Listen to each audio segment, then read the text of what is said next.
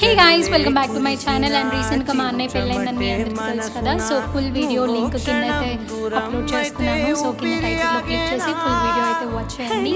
And please to like, share and subscribe to my channel.